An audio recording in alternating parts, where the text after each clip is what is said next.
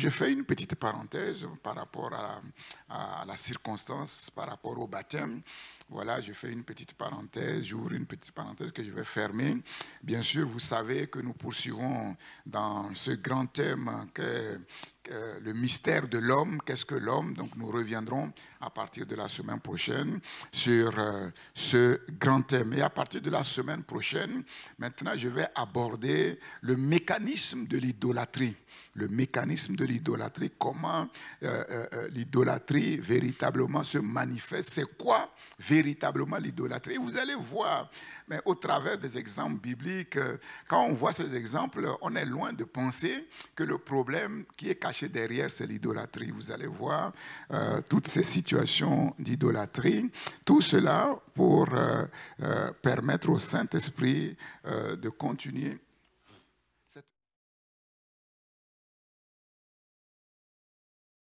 des instruments efficaces pour sa gloire en cette génération. Nous allons lire pour cela l'évangile de Jean chapitre 3.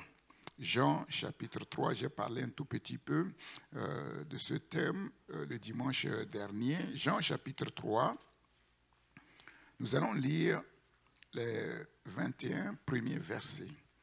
Jean chapitre 3, c'est un passage que nous connaissons bien, du moins ceux qui sont enfants de Dieu, qui fréquentent l'Église, qui lisent la parole de Dieu. Nous connaissons bien ce passage. C'est un passage vraiment clé, merveilleux, merveilleux. Jean chapitre 3, verset 1er. Mais il eut un homme d'entre les pharisiens nommé Nicodème, chef des Juifs, qui vint, lui, auprès de Jésus de nuit.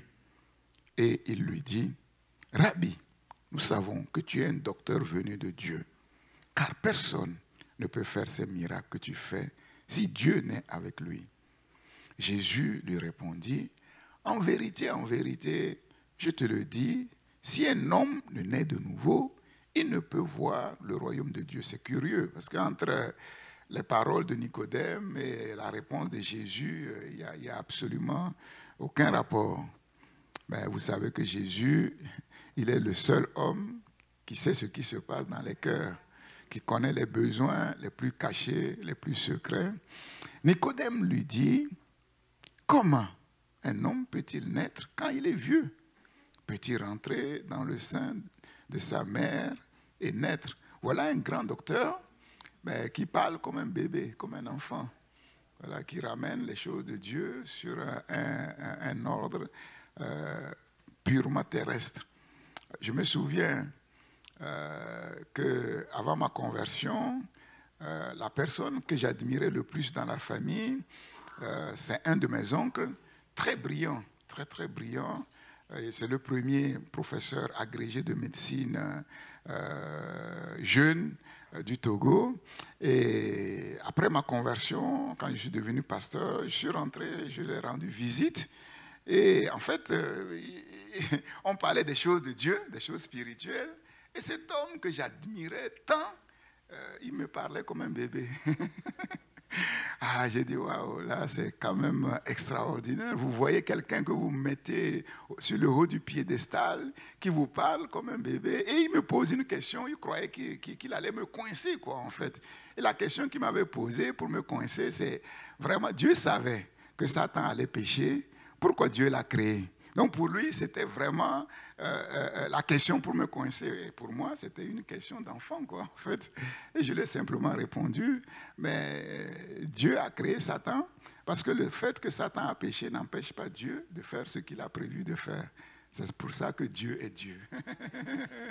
Dieu est Dieu. Voilà Nicodème, ce savant juif, qui pose une question un peu terre à terre. Jésus répondit, en vérité, je te le dis, si un homme ne naît d'eau et d'esprit, il ne peut entrer dans le royaume de Dieu. Ce qui est né de la chair est chair, et ce qui est né de l'esprit est esprit. Ne t'étonne pas que je t'ai dit, il faut, un impératif, il faut que vous naissiez de nouveau. Le vent souffle où il veut, et tu entends le bruit, mais tu ne sais d'où il vient, ni où il va. Il en est ainsi de tout homme qui est né de l'Esprit. Nicodème lui dit, comment cela peut-il se faire? Jésus lui répondit, tu es le docteur d'Israël? Tu enseignes quoi? Et tu ne sais pas ces choses? En vérité, je te le dis, nous disons ce que nous savons et nous rendons témoignage de ce que nous avons vu. Et vous ne recevez pas notre témoignage. C'est extraordinaire. Vous voyez tous les grands là, les savants là qui se vantent. Tu vois, si on les amène devant Jésus, ils sont comme de petits enfants. C'est ça, la vérité. Comme de petits enfants. Nicodème, c'est un vrai savant. C'est un vrai savant. Si vous ne croyez pas quand je vous ai parlé des choses terrestres, comment croirez-vous quand je vous parlerai des choses célestes? Personne n'est monté au ciel. Voilà la grandeur du Fils de Dieu qui fait qu'il est au-dessus de tout. Personne n'est monté au ciel. Sous-entendu, si ce n'est celui qui est descendu du ciel, le seul, le Fils de l'homme qui est dans le ciel. Et comme Moïse éleva le serpent dans le désert, il faut de même que le Fils de l'homme soit élevé, afin que quiconque croit en lui ait la vie éternelle. Car Dieu a tant aimé le monde qu'il a donné son Fils unique, afin que quiconque croit en lui ne périsse point, mais qu'il ait la vie éternelle. Dieu, en effet, n'a pas envoyé son Fils dans le monde pour qu'il juge le monde, mais pour que le monde soit sauvé par lui.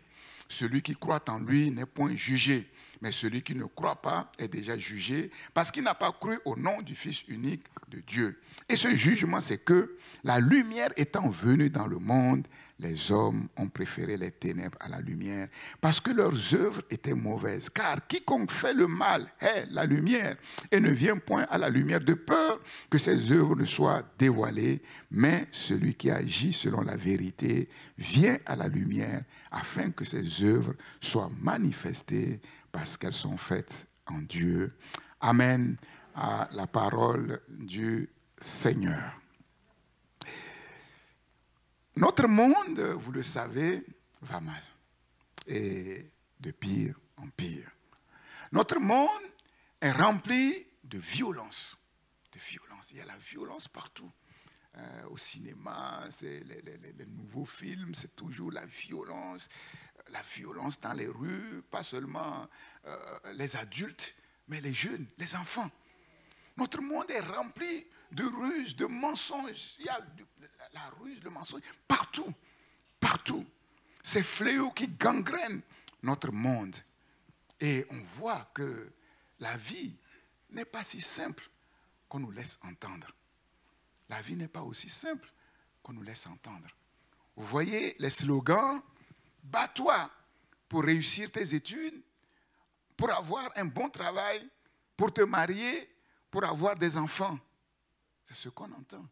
Mais est-ce là la clé de la vraie vie? Réussir ses études, avoir un travail, se marier, avoir des enfants, et après? Et après? Et qui est pleinement satisfait de cette manière de vivre? Nous vivons dans un pays d'abondance. Les gens, une femme, ça ne leur suffit pas, ils ont des maîtresses. On a vu, ça a fait des dégâts, un confinement.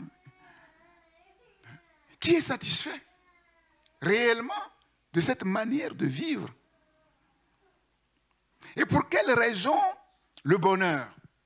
Le bonheur. La vie bonne, comme les philosophes anciens aimaient à le dire.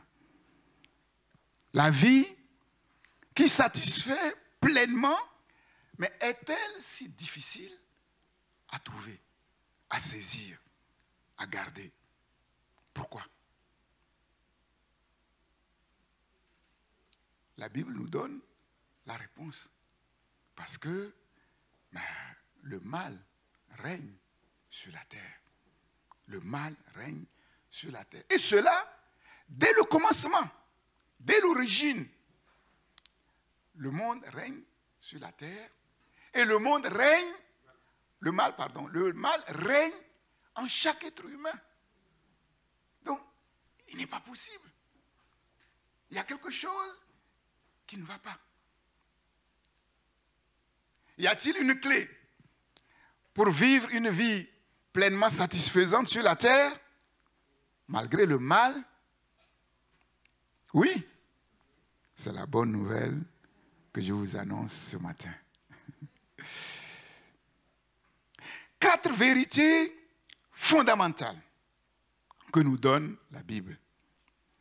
En fait, l'un des principaux buts de la Bible, qu'on peut appeler d'une certaine manière le père de tous les livres. Vous savez que la Bible, entre guillemets, c'est un livre ancien, mais qui n'a pas pris une seule ride. Toujours d'actualité. Toujours d'actualité. Il n'y a pas un livre comme la Bible qui soit d'actualité dès le moment où il a été écrit jusqu'à aujourd'hui. Des millénaires après. C'est incroyable. Quand on lit la Bible, on a l'impression qu'elle est écrite aujourd'hui, pour nous aujourd'hui. Et on est capable de la comprendre. Et pourtant, ce livre a été écrit sur 1500 ans. Plus de 1500 ans, par des auteurs, mais différents, vivant à des époques différentes, de conditions sociales différentes. Parmi eux, il y a des bergers, il y a des pêcheurs, il y a des savants. Mais dans ce livre, il y a une unité parfaite. Le livre le plus combattu de tous les temps, et qui est aujourd'hui le best-seller. Comment expliquer cela? Sinon que celui qui a écrit ce livre, en fait, ce ne sont pas les hommes, c'est Dieu lui-même qui a insufflé à ces hommes la parole pour l'écrire. On se souvient ce roi devant lequel, par un temps d'hiver, où il se réchauffait devant sa cheminée dans son palais royal, le prophète va lire la Bible. Et comme vous savez, devant la Bible, il n'y a pas de grand, il n'y a pas de petit. La Bible, c'est le livre qui met tous les êtres humains sur le même pied d'égalité. Et quand le prophète a commencé à lire, le roi s'est fâché. Le roi a ordonné à ses serviteurs de couper le parchemin et de le jeter dans le feu, convaincu que c'était l'œuvre d'un homme. On l'a coupé, on l'a jeté dans le feu, mais il s'était royalement trompé. Dieu va inspirer les mêmes paroles, mot par mot, à son prophète. L'un des buts principaux de la Bible, c'est quoi? C'est de donner à tous ceux qui cherchent la vérité une intelligence du monde. C'est-à-dire quoi? Une compréhension du monde et de la vraie vie. Et de la vraie vie. Et c'est quoi cette vraie vie? C'est ce que nous allons voir. 4 vérités. Premièrement, la Bible déclare que l'univers a été créé par un créateur. Et ce créateur s'appelle Dieu. Mais le mot Dieu ne veut rien dire. En fait, c'est un mot générique, un mot commun. Les musulmans disent Dieu, les bouddhistes disent Dieu, même le sorcier aussi dit Dieu, tout le monde dit Dieu. Mais derrière ce mot Dieu, il y a un nom. Ce Dieu créateur a un nom imprononçable révélé à Moïse. Et ce nom, c'est quoi? C'est YHWH. Qui peut le prononcer? Personne. Dès le commencement, Dieu dit, si je ne décide pas de me faire connaître à quelqu'un, personne ne peut me connaître. Personne n'est capable de prononcer le nom de Dieu. Et pour faciliter la prononciation, on a mis des voyelles, ce qui donne Yahweh ou Jéhovah. C'est lui, le vrai Dieu, le Dieu créateur. Et il y en a un seul. Et tout ce que Dieu a créé est bon. La Bible dit que tout ce que Dieu a créé est même très bon. Au 5e jour de la création, avant de créer le couronnement de sa création, l'homme, Dieu va examiner l'univers, tout ce qu'il a créé. Les animaux, les oiseaux, les poissons, la végétation. Et il va dire, mais c'est bon. Et au 6e jour, quand il a créé l'homme, Dieu vit tout ce qu'il avait fait et voici, c'était très bon. c'était très bon. Mais comment se fait-il que cette création qui est bonne est devenue ce qu'elle est devenue mauvaise?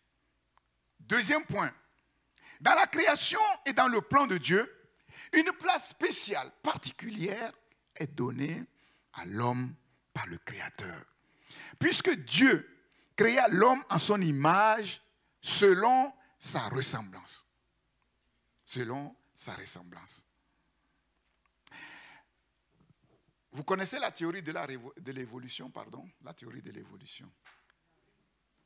La théorie de l'évolution, on pourrait dire, bon, les scientifiques n'aiment pas qu'on dise que c'est une hypothèse.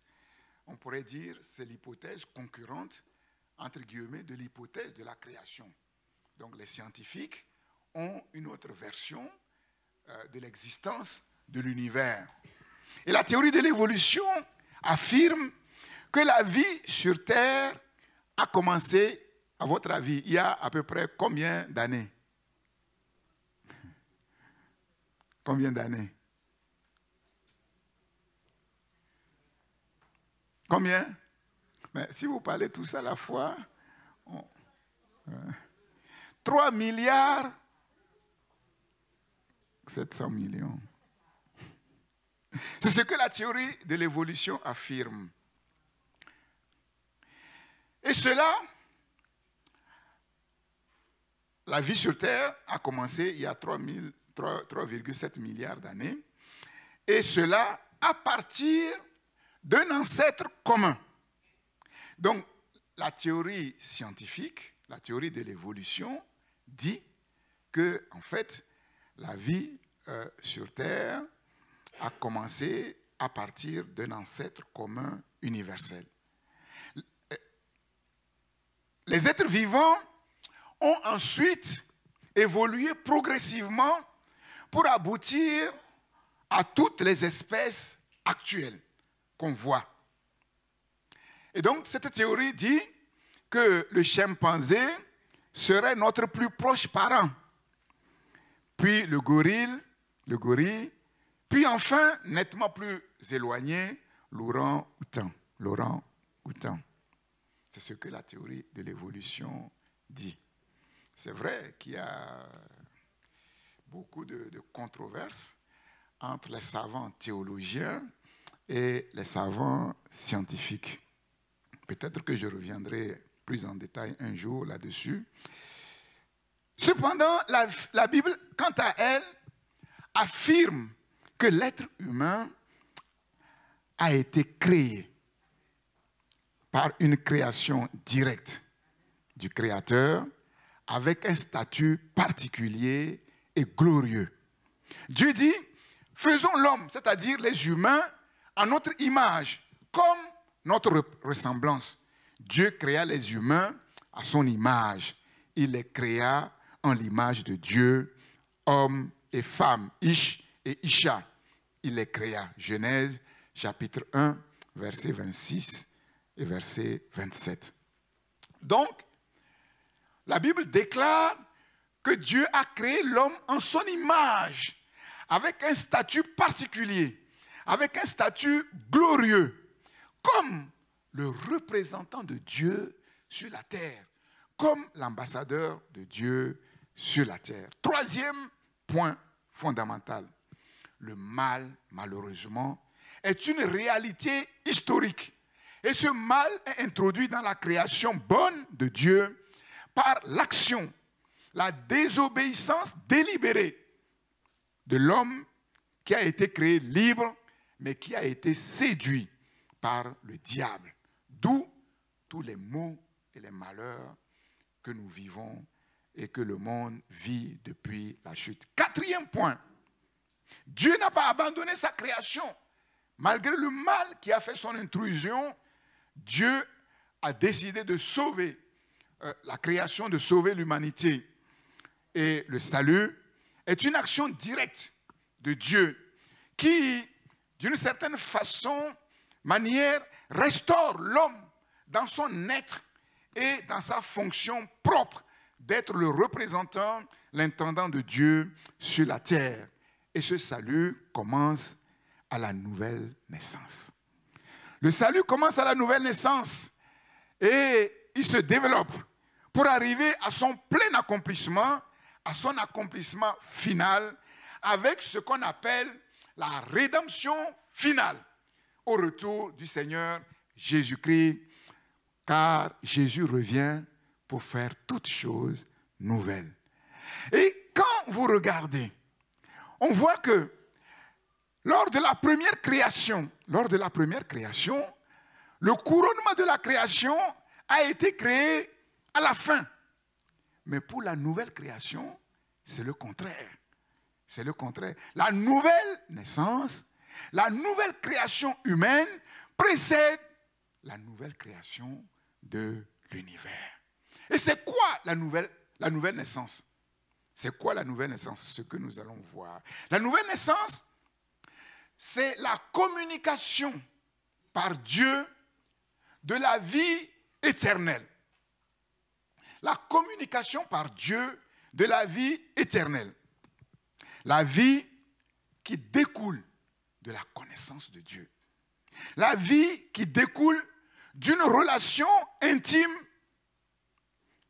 de l'homme avec son Créateur. Or, la vie éternelle, Jésus le dit dans sa prière, sa dernière prière, sa prière sacerdotale, la vie éternelle, c'est qu'ils te connaissent, toi, le seul vrai Dieu, et celui que tu as envoyé, Jésus-Christ, Jean 17, verset 3. Connaître le seul vrai Dieu, c'est entrer dans une relation avec le Créateur, c'est entrer dans une autre vie qui s'appelle la vie éternelle. La vie éternelle. Et c'est de cette vie qu'il est question dans notre texte. C'est ce qu'on peut appeler la vie bonne. La vie qui peut satisfaire pleinement un être humain. Et donc Dieu est en train de nous enseigner quelque chose. Contrairement à ce que les êtres humains pensent et se représentent, le bonheur, ce n'est pas quelque chose qu'on va chercher à gauche et à droite. Le bonheur, c'est quelque chose qu'on reçoit d'abord dans notre relation avec Dieu, dans la connaissance de Dieu, dans l'intimité avec Dieu. Dieu déverse en nous une vie et dans cette vie se trouve tout ce dont l'être humain a besoin pour être pleinement satisfait. Avoir ceci ou avoir cela, c'est un plus. De telle manière que si un homme, une femme reçoit réellement cette vie sans avoir ceci, sans avoir cela, elle est rentrée dans le bonheur. Dieu a fait bien les choses pour que l'être humain, pour son bonheur, ne soit pas esclave de ceci ou de cela. Mais malheureusement, l'être humain n'a pas compris et il se met esclave de ceci ou de cela. Et c'est ça qui pose problème. C'est ça qui pose problème. Nicodème, un savant juif qui était en quête de la vérité. Il était en quête de la vérité. Et on voit que dans le monde, très peu de personnes sont en quête de la vérité. Un gros problème.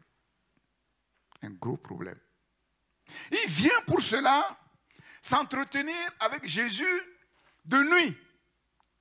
C'est quand même curieux. C'est quand même curieux.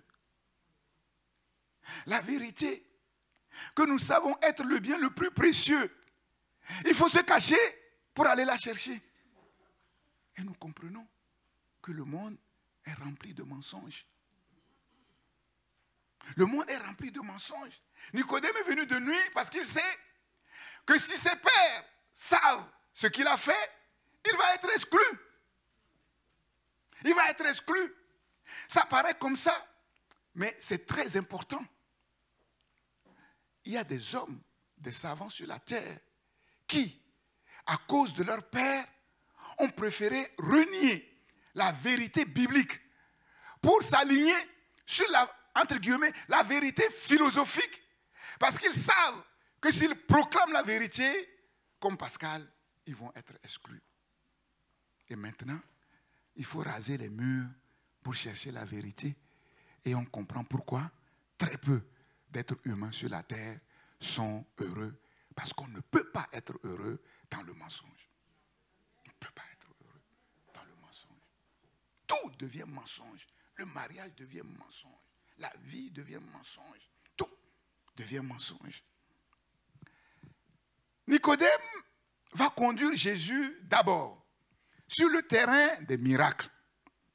Rabbi, maître, nous savons que tu es un docteur de la loi.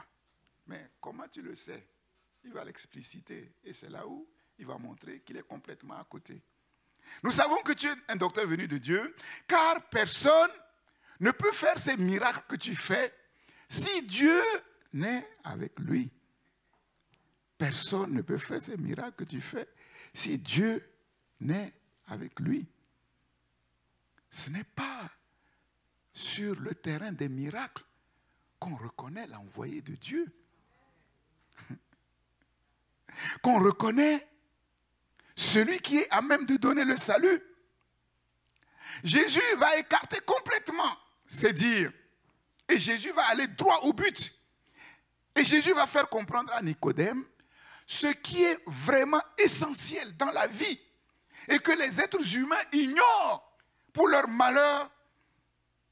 En vérité, je te le dis, si un homme ne naît de nouveau, si une femme ne naît de nouveau, si un jeune ne naît de nouveau, il ne peut ni voir le royaume de Dieu, c'est-à-dire, il ne peut pas comprendre les choses de Dieu. Et il ne peut pas entrer dans le royaume de Dieu. C'est-à-dire, il ne peut pas être sauvé. Il ne peut pas être sauvé. La clé de la vie véritable, celle qui peut satisfaire pleinement, la vérité qui sauve, la vérité qui libère, est bien plus qu'une question de faire des miracles. Nicodème a vu Jésus faire des miracles, mais sa vie n'a pas changé. Sa compréhension des choses de Dieu n'a pas évolué. Il est resté le même. On peut voir tous les miracles du monde sans que rien ne change dans ta vie. Sans que rien ne bouge dans ta vie. L'essentiel dans la vie, l'essentiel pour tout être humain, c'est d'être rendu capable de voir le royaume de Dieu, d'entrer dans le royaume de Dieu, c'est-à-dire de naître de nouveau, de devenir une nouvelle création, de devenir une nouvelle création. Et dans Matthieu chapitre 16, verset 26, il est écrit, « Que servirait-il à un homme de gagner le monde entier s'il perdait son âme?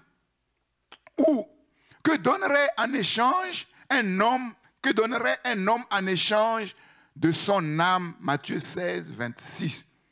Et la parole vivante de Kuyen va expliciter les choses.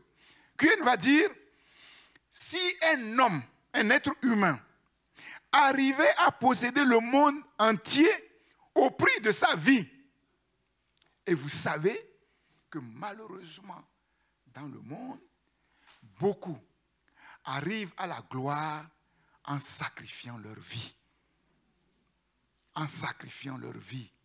Certains en se vendant aux esprits guides, c'est-à-dire à des démons. Certains en se livrant à des choses mais abominables. Là, c'est le festival de Cannes. Et il y a quelque temps, vous avez entendu parler de ce magnat de Hollywood qu'on qualifiait de porc. De porc. Si un homme arrivait à posséder le monde entier au prix de sa vie, à quoi cela lui servira-t-il? Quand on gagne quelque chose, c'est pour bien vivre. On gagne quelque chose, c'est pour sa vie. Mais si on prend sa vie pour acheter ce quelque chose, Mais ça sert à quoi? Ça sert à quoi? Que pourrait-il bien donner pour la racheter? Rien. Et c'est ce que le monde fait. Le monde se sacrifie pour ceci, pour cela. Et à la fin, qu'est-ce qu'il récolte? Rien. Et Jésus va dire que l'enjeu essentiel pour tout être humain, qui est une véritable nécessité, c'est la nécessité de naître de nouveau.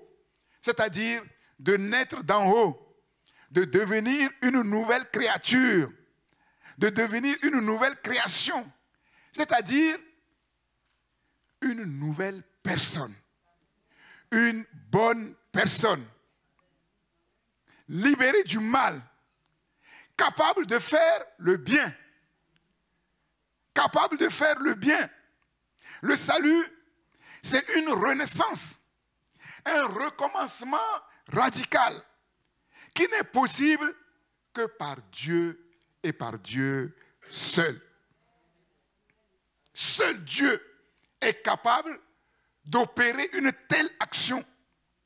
Le monde est rempli de religions. C'est ce que le frère Steve disait tout à l'heure. Mais aucune religion ne peut sauver personne. La réincarnation, vous avez déjà entendu parler de la réincarnation chez les bouddhistes. Pure illusion. La réincarnation, c'est que si on adhère à cette religion, on meurt pour ressusciter meilleur. Ça veut dire qu'on, normalement, on devient meilleur. Mais si c'est possible, comment se fait-il que le monde va de mal en pire? Comment se fait-il que les choses deviennent pires? Comme un enfant pouvait dire plus pire. Sa mère lui dit, on ne dit jamais plus pire. On dit pire. Le monde a compté et continue de compter en son sein de grands savants, de grands philosophes. Mais aucun ne peut sauver personne. Tous sont morts. Tous vont mourir. Ils vont être enterrés ou incinérés. Mais personne ne ressuscitera. Les progrès scientifiques, les nouvelles technologies, l'intelligence artificielle sont incapables de sauver, de permettre une renaissance. Jésus est le seul homme qui détient la vérité de Dieu au sujet du salut qu'il va révéler à Nicodème. C'est le seul qui est descendu du ciel et qui peut nous parler en vérité de ce qui se passe au ciel. Personne, à part lui, ne sait ce qui se passe au ciel. C'est le seul qui est descendu du point le plus haut, qui est descendu au point le plus bas. L'enfer, la mort, et qui en est sorti. De tous ceux qui sont descendus, personne n'est sorti. Il est le seul qualifié, le seul habilité à nous révéler la vérité qui nous sauve, la vérité d'en haut. Et Jésus va dire à Nicodème, il y a deux naissances et il y a deux vies. La naissance d'en bas, c'est-à-dire la vie naturelle, être né de la chair, être né de l'humain, et il y a aussi la naissance d'en haut. La naissance d'en haut, qu'on appelle la nouvelle naissance, la naissance spirituelle. Être né de l'esprit, être né de Dieu. Et Nicodème va lui dire, mais comment un homme peut-il naître quand il est vieux? Peut-il rentrer dans le sein de sa mère et renaître encore? Et Jésus va lui dire, mais ce n'est pas possible. Tu es docteur de la loi. Ce n'est pas possible. Nicodème est en train de lui dire, mais Jésus, ce que tu dis, humainement, c'est impossible. Humainement, c'est impossible. Oui, ce qui est impossible à l'homme est possible à Dieu. Ce qui est impossible à l'homme est possible à Dieu. Dieu est capable de susciter une nouvelle naissance, une naissance d'en haut, de permettre l'accès à une vie nouvelle, la vie de Dieu, la vie éternelle, par une relation personnelle avec celui qui met sa foi en Dieu et à son Christ. Jésus dit à Nicodème, cette nouvelle naissance est un impératif. À moins qu'un être humain soit né de nouveau, il est incapable de voir le royaume de Dieu. Il est incapable d'entrer dans le royaume de Dieu. C'est un impératif. Ne t'étonne pas que je t'ai dit, il faut que vous naissiez de nouveau. Il faut que vous naissiez de nouveau. La puissance de Dieu est sans limite pour créer l'univers. Dieu n'a eu besoin de personne pour l'aider à créer l'univers. Et la puissance de Dieu est sans limite pour recréer l'univers. Et Dieu n'a besoin de personne pour faire une création nouvelle, pour créer une nouvelle personne, pour créer une nouvelle vie. Comme le vent qu'on ne peut saisir, mais dont on peut sentir la force. Comme le vent qu'on ne peut saisir, mais dont on peut mesurer la force. La nouvelle naissance est un acte miraculeux qu'on ne peut saisir intellectuellement, mais qu'on peut comprendre par l'expérience. Qu'on peut comprendre par l'expérience. Vous êtes d'accord avec moi que c'est celui qui a mangé une mangue, que c'est celui qui mange une mangue qui peut dire si la mangue est bonne ou mauvaise. Quelqu'un qui est assis à côté de quelqu'un qui mange la mangue et il voit la personne manger la mangue et il dit qu'est-ce que c'est bon? C'est un menteur. C'est ça. Et quand on expérimente la nouvelle naissance, c'est aussi vrai que de manger une bonne mangue et de dire qu'est-ce qu'elle est bonne cette mangue greffée. Il a goûté combien Dieu est bon. Et la vie qu'il reçoit, c'est une vie qui n'a rien de comparable. Quand il essaie de regarder dans le rétroviseur de sa vie, il se dit, mais ce n'est pas possible. J'ai cherché à gauche, j'ai cherché à droite, devant, derrière, j'ai goûté à beaucoup de choses. Mais ça là, non, c'est à part. Et c'est ainsi qu'il décide de faire de son Dieu, de s'attacher à son Dieu. À partir de ce moment, il est tellement bien, il est tellement content, il est tellement satisfait, mais qu'il est prêt à tout pour son Dieu. Alléluia. La vie bonne qui commence et qui n'aura pas de fin. Jésus dit, il faut que vous naissiez de nouveau. Et c'est cette expérience que nos bien-aimés ont faite. Et on va entendre leur témoignage tout à l'heure. Ce qui fait qu'ils sont empressés à être plongés dans l'eau. C'est cela, ils ont goûté à quelque chose. Ils ont goûté à quelque chose. Et si tu es là ce matin, et si tu nous écoutes dans ta maison, et que tu n'as pas encore mangé cette belle, bonne mangue greffée, c'est plus qu'une mangue greffée. Alléluia. Nous t'invitons à le faire. C'est la bonne nouvelle que nous te donnons. Ce n'est pas présomptueux que de dire qu'en vérité sur terre, il n'y a qu'une seule race humaine sur la terre qui peut être heureuse. Et cette race, c'est la famille de Dieu. C'est le peuple de Dieu. On nous fait croire. Je me souviens, un jour, quand on était à Chanteloup, on évangélisait, et puis on évangélisait une armoire, comment on appelle les baraquets, une armoire à grâce. Je crois qu'il doit faire la boxe. Et on lui parle de Jésus. Et il m'a traité mais comme un chien. Ouais, c'est vous les Africains, vous avez besoin de quelque chose à quoi vous raccrocher. Bon, je ne sais pas si aujourd'hui il est encore vivant.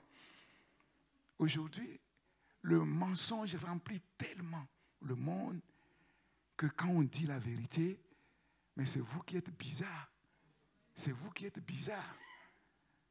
C'est terrible. Mais nous connaissons la vérité. Nous venons à Christ pour les nations, en courant, en chantant. On a gagné plus que Euromillions. Le plus gros lot. Alléluia. Il n'y a pas de piège. C'est la bénédiction de l'Éternel qui a enrichi et il ne l'a fait suivre d'aucun chagrin. Alléluia. Et cette vie, elle est bien sécurisée. Elle est bien sécurisée. Nicodème va dire, mais comment cela peut-il se faire? Comment? Malheureusement, beaucoup de savants comme le savant juif Nicodème, sur la terre sont ignorantes des choses fondamentales, des choses essentielles de la vie. Tu dis, on t'appelle docteur de la loi et tu ne sais pas ces choses. Jésus, délicatement, est en train de dire, vous les docteurs, les grands savants, vous n'êtes que des aveugles qui conduisent d'autres aveugles et tous, vous allez tomber tôt ou tard dans le même trou. Dans le même trou. C'est quand même terrible. C'est quand même terrible. Et c'est ce monde dans lequel nous vivons. Et il n'est pas étonnant que ce monde va mal. Parce que ceux-là qui sont censés être les bergers de troupeaux, mais quand on les entend parler, on se dit, mais ce n'est pas possible. Ils jouent avec les armes nucléaires destructrices, comme un enfant joue avec les Kalachnikov. Et ils nous brandissent ça.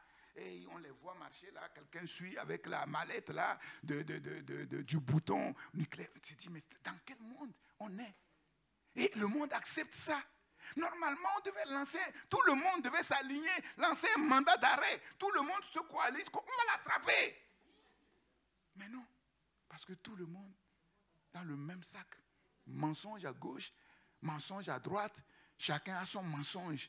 Et un mensonge s'appelle dictature, un mensonge s'appelle démocratie. On ne trouve pas son compte.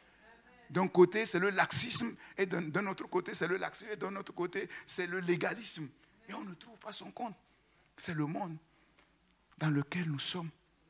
Et comment peut-on être heureux dans ce monde? Que personne ne te trompe. Toi qui es jeune, oui, ne te laisse pas tromper par ces mensonges sur les réseaux sociaux, ces films à l'eau de rose là. Bien, maintenant, dans les films, on va nous présenter des robots. C'est des robots, ce n'est pas de vraies femmes, c'est des robots. Hein, nickel, très belles. Tu vois des pieds jusqu'à, de la tête, pardon, jusqu'aux pieds. On va vous présenter des hommes très beaux, des pieds jusqu'à la tête. Mais c'est des robots. Et on va vous faire croire que pour être heureux, il faut attraper un de ces robots. Non, nous ne sommes pas dans ces choses-là. Nos mains et nos pieds sont dans la vérité de la parole de Dieu. Et nous savons où se trouve la source de notre bonheur. Et nous savons où se trouve la source de notre joie. Nous dansons, nous chantons, nous venons dans la maison de Dieu, nous dansons, nous chantons, nous disons, toutes nos sources se trouvent en lui, Jésus, le Fils de Dieu, celui qui est le puits céleste, le rocher céleste, oui, qui nous donne une eau qui n'a rien à voir avec l'eau qu'on puise sur les puits terrestres. Et l'eau qu'il nous donne, non seulement nous satisfait pleinement une fois pour toutes, nous sommes, comment dirais-je, nous bénéficions de cette exemption d'aller tous les jours puiser. Et cette eau devient à nous une source qui jaillit jusque dans l'éternité. Que son nom soit béni. Le Fils de Dieu est venu sur la terre pour cela. Comment se fait-il? Nicodème va demander à Jésus. C'est la raison pour laquelle le Fils de Dieu est descendu du ciel sur la terre.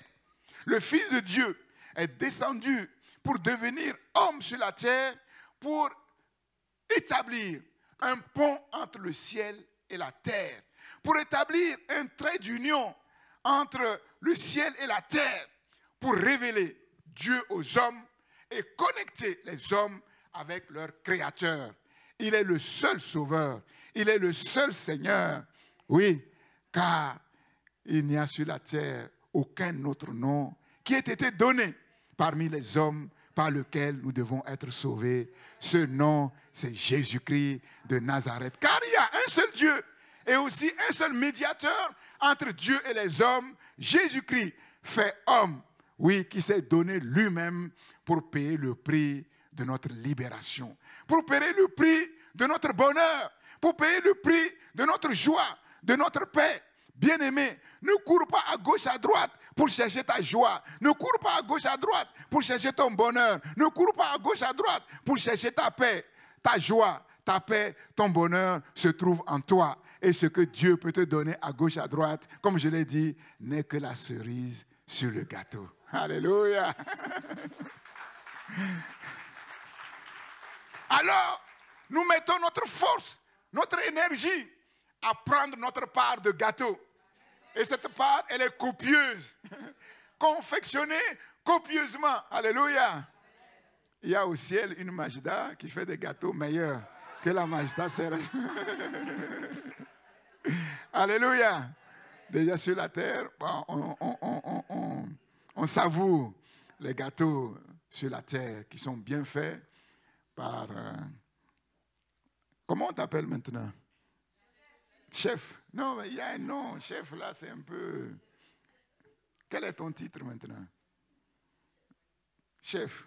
Oui, la chef, Madame Kofi.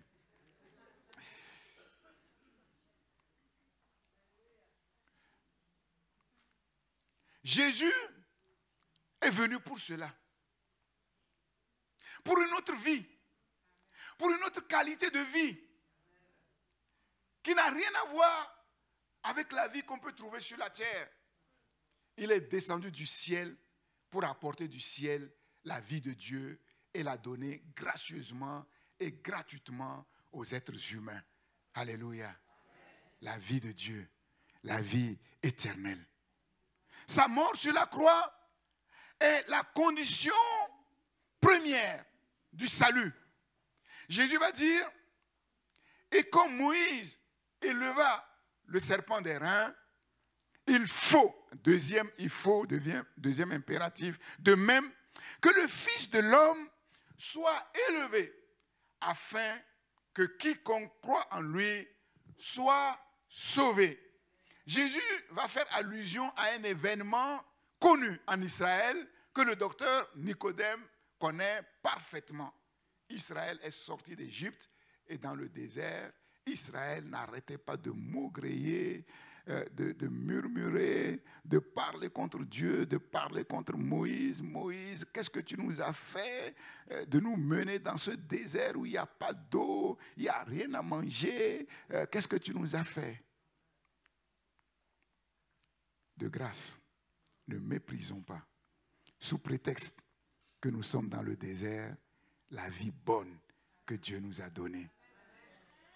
Cette vie n'est pas seulement bonne quand tout va bien, mais elle est encore plus bonne quand tout va mal.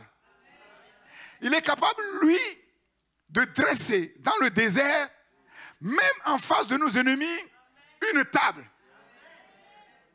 pour nous restaurer copieusement avec lui, assis sur sa table. Je me tiens dehors et je frappe. Si quelqu'un entend ma voix et qu'il ouvre sa porte, je rentrerai chez lui et je souperai avec lui et lui avec moi. Quand ça va mal, ne te laisse pas céder à la tentation de mépriser la manne. Il y a dans la manne tout ce dont tu as besoin pour te régaler dans le désert. Et le désert, c'est bon. Pour mettre les pendules à l'heure. Parce que vous êtes d'accord avec moi que si quelqu'un mange tous les jours dans son palais du caviar, tous les jours, il finira par en avoir marre. Même si c'est la nourriture la plus chère. Oui. Et c'est comme ça que, sans se rendre compte, on méprise le beau mari que Dieu a donné, la belle femme que Dieu a donnée, parce qu'on la voit tous les jours.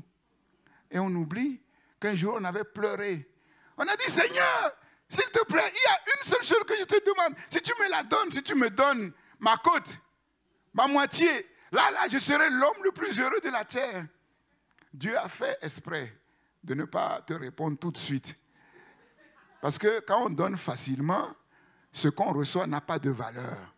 Et il a attendu que tu pleures un peu. Maintenant, tu as pleuré, Dieu t'a donné. Et regarde comment tu la traites. Regarde comment tu le traites. C'est pas bon. C'est ce qu'Israël a fait. Le peuple le plus privilégié de la terre, qui pouvait tout avoir dans le désert, se met à pleurer. Comment on peut avoir pitié du peuple le plus privilégié sur la terre? Mais ça ne peut que déclencher la colère de son Créateur. Dieu s'est fâché et pour les punir un peu, et pour les punir, il a envoyé des serpents brûlants, Donc ceux qui maugréaient là étaient piqués par des serpents. Ah, ils ont compris que là, ils ont fauté. Ils ont pleuré. Ils ont demandé pardon à Dieu. Et ils ont dit à Moïse, intercède afin que Dieu éloigne de nous ces serpents. Et Moïse, l'homme de Dieu, a intercédé. Dieu dit à Moïse, oui, tu prends une perche, tu te fais un serpent d'airain, tu le mets sur la perche pour que tout le monde le voie. Et si quelqu'un est mordu par le serpent, il suffit simplement de lever les yeux vers le serpent d'airain et il sera guéri. Nicodème dit, mais comment cela peut-il se faire? Moïse a fait le serpent d'airain. Il l'a mis sur une perche. Et quand les gens étaient mordus par les serpents, ils allaient mourir. Ils se souvenaient de la parole de Moïse. Ils regardaient au serpent d'airain. Ils étaient guéris. Mais comment cela peut-il se faire? C'est Dieu le Créateur. Sa puissance est infinie. Dieu dit et la chose arrive. Il ordonne et la chose existe. Dieu a tout créé par sa parole. Il suffit simplement de mettre ta confiance, ta foi dans la parole du Créateur. Et les choses deviennent aussi simples qu'un jeu d'enfant. Qu'un jeu d'enfant. Et ce qui est impossible pour nous devient facile, possible pour notre Dieu. Et Jésus va lui dire, comment cela peut-il se faire? C'est l'œuvre de Dieu qui n'a pas de limite. Ce que Dieu dit, il accomplit. Qu'on croit ou qu'on ne croit pas, ça ne change rien. Ce qu'il a déclaré, il accomplit. Un jour, il a déclaré qu'un jour viendra où, dans son calendrier, il va dépêcher son fils unique sur la terre. Les gens n'ont pas cru. Et ce fils unique va naître d'une vierge, d'une jeune fille qui n'a jamais connu d'homme. Les prophètes se sont levés, ils ont parlé. Qui a cru à ce qui nous était annoncé? Personne. Au jour J, marqué dans le calendrier de Dieu, à leur âge, marqué dans l'horloge de Dieu, le Fils de Dieu est descendu sur la terre et il est né d'une vierge, d'une jeune fille qui s'appelle Marie. Et cet enfant a grandi. Il a accompli parfaitement la volonté de Dieu. Il est retourné au ciel.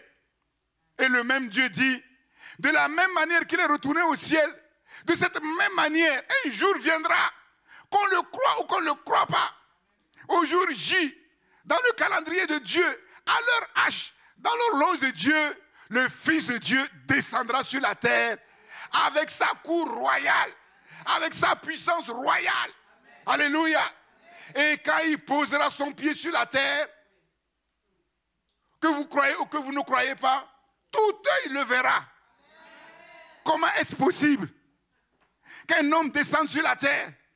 Que tu sois en Papouasie, que tu sois à Cocody, que tu sois à Défalé, à Niamtougou, que tu sois dans un village perdu quelque part, où que tu sois, tout œil le verra. La puissance cosmique du Créateur, sans limite. Sa puissance est sans limite. Comment cela peut-il se faire? Tu as vu ce qui s'est passé quand Moïse a monté le serpent. Nicodème a dit oui. Qu'est-ce qui s'est passé? Nicodème a dit, c'est le miracle de Dieu. Et moi, je t'annonce que je suis venu pour un miracle encore plus grand. Ce n'est pas seulement pour une guérison physique, mais c'est pour la guérison et la restauration de l'être humain tout entier. Pour une guérison physique, le monde n'a pas eu besoin que le Fils de Dieu descende du ciel. Mais pour une création nouvelle, le monde a besoin que Dieu lui-même descende du ciel, car aucun autre humain ne peut participer à la création de l'univers. Alléluia.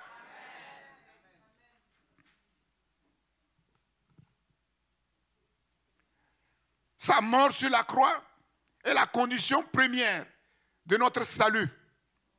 Car Dieu a tant aimé le monde qu'il a donné son Fils unique, afin que quiconque croit en lui ne périsse point et qu'il ait la vie éternelle. Un jour, je témoignais à un de mes meilleurs amis, autrefois, que j'ai revu de longues années après, et j'ai lu ce passage. Je le connais, c'est un garçon très romantique. Quand j'ai lu ce passage, il m'a dit, mais c'est beau. Je lui ai dit, mais c'est plus que beau. Car Dieu a tant aimé le monde qu'il a donné son Fils unique, afin que quiconque croit en lui ne périsse point, mais qu'il ait la vie éternelle. Vous voyez comment la parole de Dieu, elle est bonne, elle est douce. En fait, il y a dans la parole de Dieu tout. Il y a la philosophie, il y a la poésie, il y a tout. C'est ça qui est merveilleux. Ce livre, il est vraiment extraordinaire. Comme je le dis toujours, on peut m'enfermer dans une prison. Ce n'est pas grave. Mais qu'on m'apporte la Bible, je serai bien dans la prison partout où je vais. Que Dieu soit béni. Le don de son Fils unique, le don de Jésus est la forme la plus concrète, la plus achevée, la plus pure, la forme parfaite de l'amour de Dieu pour les humains. Si tu comprends cela, tu ne peux pas douter de l'amour de Dieu pour toi. Parce que le propre de l'amour, c'est donner. Mais le summum de l'amour, c'est se donner. C'est se donner soi-même. Et vous êtes d'accord que si quelqu'un est capable de se donner, il peut tout vous donner. Et c'est ce que Dieu a fait. Dieu ne s'est pas contenté simplement de donner son Fils unique, mais la Bible dit que Dieu était en Jésus-Christ, son Fils unique, réconciliant le monde avec lui-même. Dieu s'est donné lui-même pour toi, pour moi. Dieu a accepté de prendre sur lui ton malheur, ton mal, ton péché, ta malédiction, ce qui t'empêche d'être heureux, ce qui te fait tourner en rond. Et vous savez, personne n'y échappe. Personne n'y échappe. Et là, on peut, comme je dis, le monde, c'est un bal masqué. Tu vois, chacun sort avec son masque. Et chacun fait semblant qu'il est une bonne personne. Mais nous tous, nous savons ce que nous sommes vraiment. Nous savons que parfois, nous ne voulons pas faire le mal, mais le mal que nous ne voulons pas faire, c'est celui-là que nous faisons. Parfois, nous voulons faire le bien, mais nous n'arrivons pas à faire le bien que nous voulons faire. C'est ça, le mal, qui est attaché à chaque être humain. Et il n'y a pas d'exception. Il n'y a pas d'exception à cela. Et c'est à cause de ce mal qu'il est impossible de trouver cette vie bonne. Parce que non seulement le mal est en nous, l'égoïsme, la méchanceté, on est bon jusqu'au jour où on nous touche la corde sensible. Et chacun a sa petite corde sensible. Et quand vous touchez cette corde sensible, s'il n'a pas rencontré le Christ, si le Christ n'a rien fait dans sa vie, vous ne le reconnaîtrez pas. Je croyais que notre grand-oncle, dans la famille, était l'homme le plus doux, le plus patient de la terre, jusqu'au jour où je l'ai vu en colère. Parce qu'il ne se mettait jamais en colère. Et j'ai dit, j'aurais préféré qu'il se mette un peu en colère tous les jours, plutôt que de se mettre une fois en colère. Mais quand sa colère éclate, personne ne peut tenir. Et tout être humain est ainsi fait. Est ainsi fait. L'amour de Dieu pour nous, Jésus a pris sur lui nos péchés. Il n'y a pas de plus grand amour que de donner sa vie pour ses amis. Vous connaissez beaucoup sur la terre qui sont capables de donner leur vie pour leurs amis. Moi, je n'en connais pas. Mais lui, il a fait bien plus. Il a donné sa vie pour ses ennemis. C'est nous, dans la foule, qui crions, crucifiez-le. Pourquoi le crucifier? Non, on ne veut rien comprendre. Tout ce que nous voulons, crucifiez-le. Qu'est-ce qu'il a fait? Il vous a donné à manger. Il a guéri vos enfants. Il a ressuscité vos morts. Il a multiplié le... Mais dites-nous, pour quel bien il a fait, vous voulez le crucifier? Ils ont bouché leurs oreilles, leur bouche ouverte. Une seule phrase, crucifiez-le. Et le Fils de Dieu a accepté de se laisser crucifier comme une brebis muette devant ceux qui l'attendent. Il n'a pas ouvert la bouche. Il a été maltraité. Il a été bafoué. Et sur la croix, il a quand même trouvé la force de dire, Père, pardonne-leur, car ils ne savent pas ce qu'ils font. C'est extraordinaire. Pourquoi refuser cet amour? Pourquoi courir après l'amour humain dont nous savons tous qu'il est égoïste? Aujourd'hui, j'étais moi non plus. Et puis demain, c'est chien et chat. Et qu'est-ce que tu veux que Dieu fasse pour te prouver qu'il t'aime?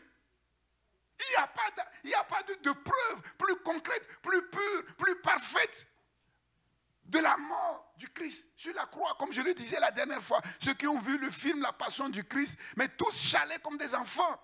Ils disaient, mais ce n'est pas possible qu'un être humain puisse être traité comme ça. Et cet être humain qui a été traité comme ça, ses souffrances sont infiniment plus grandes que les souffrances physiques qu'on voit. Les souffrances morales, les souffrances spirituelles. Mon Dieu, pourquoi m'as-tu abandonné? Pourquoi m'as-tu abandonné? C'était terrible, c'était effrayant. Personne ne peut mesurer la souffrance que le Fils de Dieu a endurée sur la terre et plus particulièrement sur la croix. Et il l'a fait parce que tu es le couronnement de sa création. Il l'a fait parce qu'il t'a créé non pas pour le malheur, mais pour le bonheur. Oui, tu es tombé dans les ruses du diable. Tu es tombé dans les ruses du diable, mais parce que tu as de la valeur. Le Seigneur a décidé de ne pas te laisser à ton sort, sauf si toi-même tu décides de t'abandonner à ton sort. Voilà pourquoi c'est une anomalie de trouver un jour en enfer un être humain. Que le diable et ses démons qui ont amené le mal sur la terre et qui détruisent, qui sont derrière quasiment tous les malheurs qui sévissent sur la terre pour monter les gens vers Dieu en disant, mon Dieu, si tu existes, pourquoi ceci, pourquoi cela, alors que c'est lui qui est derrière, qu'on trouve le diable et les démons en enfer. Oui, mais un être humain en enfer, logiquement, ce n'est pas possible. Mais à toi de choisir. Dieu dit, j'ai mis devant toi deux voies, la vie et la mort. Mais choisis la vie afin que tu vives. Choisis la vie afin que tu vives. L'amour de Dieu manifesté sur la croix a le pouvoir de créer. Le seul motif qui a poussé Dieu à créer l'univers et l'homme, c'est son amour. Car Dieu a tant aimé le monde qu'il a donné son Fils unique. Le même amour qui a poussé Dieu à créer la première création, c'est le même amour qui pousse Dieu à recréer le monde et l'être nouveau. Connaître Dieu, c'est connaître son amour. Et connaître l'amour de Dieu, c'est de recevoir de Dieu la vie de Dieu, car Dieu est amour. Jésus a dit, Jean chapitre 4, verset 6, Jésus a dit, moi, je suis le chemin, la vérité et la vie. Je suis le chemin, la vérité et la vie. Nul ne va à Dieu le Père que par moi. Par sa mort, Jésus ouvre la voie, c'est-à-dire le chemin qui permet d'accéder à la révélation, la réalité de Dieu, la vérité de Dieu qui permet l'accès à la vie de Dieu, c'est-à-dire la vie éternelle. Celui qui reçoit cette vie est libéré du mal et entre dans la vraie vie. Par sa mort, Jésus a détruit le mal à la racine. Il a payé le prix exigé de la justice divine. Le salaire du péché, c'est la mort. L'âme qui pêche mourra. Et Jésus, au travers de sa mort, a payé à notre place ce prix inestimable. C'est pour nos péchés que le Christ est mort. Le châtiment qui nous donne la paix est tombé sur lui. Sa résurrection est la condition suffisante. C'est la preuve que le prix que Jésus a payé a été entièrement accepté, a été juste. C'est la preuve que la justice divine a été entièrement satisfaite. La résurrection du Christ, il n'était pas possible qu'il soit retenu par les liens de la mort. Ressuscité le troisième jour, le Fils de Dieu a reçu plein pouvoir dans le ciel et sur la terre, désormais, pour sauver parfaitement ceux qui s'approchent de Dieu par lui. Il est capable, par son esprit, de susciter une nouvelle création. Il est capable, par son esprit, d'opérer le miracle de la nouvelle naissance. Et comment puis-je recevoir cette vie, ce salut? Il n'y a qu'un seul moyen, la foi. C'est par la foi que nous sommes sauvés. La foi en son nom. La foi en sa personne. Lui, le Fils de Dieu. Lui, Dieu. La foi en sa parole, c'est-à-dire l'évangile. Et l'évangile, c'est la puissance de Dieu pour le salut de quiconque croit. La foi en ses œuvres. L'œuvre qu'il a accomplie pour nous, à notre place, pour nous donner la vie. La foi dans sa mort pour nous. La foi dans sa résurrection pour nous. Si tu confesses de ta bouche le Seigneur Jésus-Christ, si tu crois que Dieu l'a ressuscité des morts, alors tu seras sauvé. Car c'est en croyant du cœur qu'on parvient à la justice. Et c'est en confessant de la bouche qu'on parvient au salut, selon ce que dit les Écritures. Quiconque croit en lui ne sera jamais dans la confusion. Dieu est fidèle pour accomplir fidèlement sa promesse, sa parole en faveur de celui ou de celle qui met sa confiance en son envoyé, en son Christ Jésus. Jésus, croire dans son cœur, confesser de sa bouche, en fait, c'est s'identifier à Christ par la puissance du Saint-Esprit.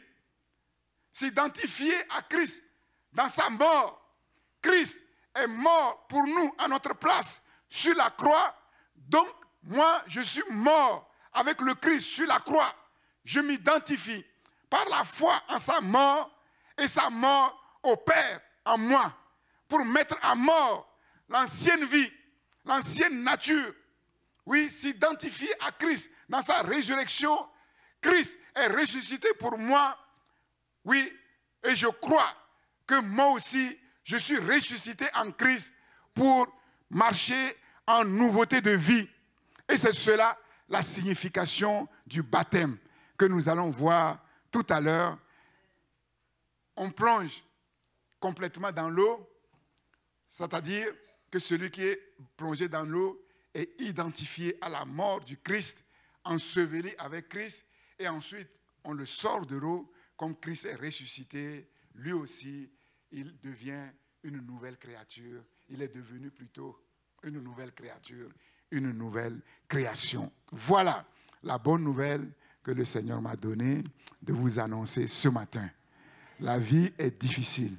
Notre monde est difficile, mais dans ce monde difficile, il est possible de vivre bien.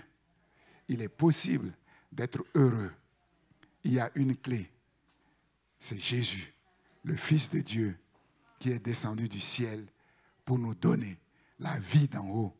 Et celui qui reçoit cette vie devient une nouvelle création. Il reçoit la vie de Dieu. Il entre en relation avec Dieu. Et dans son cœur sont déversés l'amour de Dieu, la joie de Dieu, la paix de Dieu. Oui, désormais, il peut vivre la vie bonne. Il est libéré du mal. Il est devenu une bonne personne capable de faire le bien sur la terre. Que le nom du Seigneur soit béni. Amen. Merci Seigneur. Béni sois-tu. Béni sois-tu Seigneur pour ton amour. Quiconque goûte à ton amour, à ta bonté, est émerveillé. Seigneur, les choses essentielles à la vie nous sont données quasiment gratuitement. Heureusement, quand nous n'achetons pas l'air que nous respirons, sinon que de mort sur la terre. Et il n'y a rien de plus précieux pour la vie sur terre que l'air. Et de cette même manière, la vie la plus précieuse qui soit, la vie de Dieu, la vie éternelle, nous est aussi donnée gracieusement et gratuitement. Mais nous devons la recevoir par la foi. Quelqu'un qui refuse de respirer et qui se ferme le nez volontairement ou qui trouve le moyen de s'empêcher lui-même de respirer, s'il persévère dans cette folie, il va mourir. De cette même manière, celui qui refuse de recevoir par la foi la vie que tu donnes, un jour, il va mourir. Mais la vie que tu nous donnes, c'est une vie qui ne meurt jamais. Voilà pourquoi on l'appelle la vie éternelle. Jésus lui-même a dit que celui qui croit en moi vivra même s'il meurt. Et quiconque vit et croit en moi ne mourra jamais. C'est la vie éternelle. Celui qui a cette vie, le jour où il meurt, il ferme ses yeux sur la terre, ses yeux s'ouvrent au ciel devant, oui, son Seigneur et son Sauveur. Seigneur, quelle grâce! Quelle grâce! Que ceux qui n'ont pas encore reçu cette vie dans cette salle ou qui nous suivent en distanciel reçoivent la grâce qui vient de toi. C'est par grâce, par le moyen de la foi, d'accéder à cette vie. La vie éternelle. Te connaître, toi le seul vrai Dieu et celui que tu as envoyé, Jésus-Christ, le Messie, le Fils de Dieu. Seigneur, opère le miracle dans les cœurs, Seigneur. Jésus est reparti au ciel et il nous a laissé l'Esprit de Dieu qui nous applique de manière personnelle l'œuvre que le Christ a accomplie de manière universelle pour l'humanité tout entière. Saint-Esprit, accomplis, Seigneur, ton œuvre. Tu connais ceux qui t'appartiennent, Seigneur. Oui, que ta parole opère le miracle dans leur cœur. S'il y a quelqu'un ici ou dans sa maison qui dit, je veux moi aussi recevoir la grâce d'entrer dans la révélation, la connaissance du Dieu créateur, parce que c'est possible, c'est ce que la Bible nous enseigne, d'entrer dans la révélation du Fils de Dieu, celui qui a pris mon péché, celui qui a payé le prix de ma délivrance, celui qui a tout accompli afin que je sois sauvé. Je te prie simplement de te lever à ta place, que ce soit ici même, que ce soit chez toi, et nous allons invoquer le Seigneur, le Dieu de grâce, de t'accorder la grâce de cette révélation. C'est par la foi. Il n'y a rien à payer. Dieu donne gratuitement parce que personne ne peut acheter le salut. Si tu veux avoir part à cette vie éternelle, si tu veux être délivré réellement de ton péché, si tu veux entrer dans le royaume de Dieu, devenir enfant de Dieu, lève-toi simplement à ta place et je vais prier pour toi.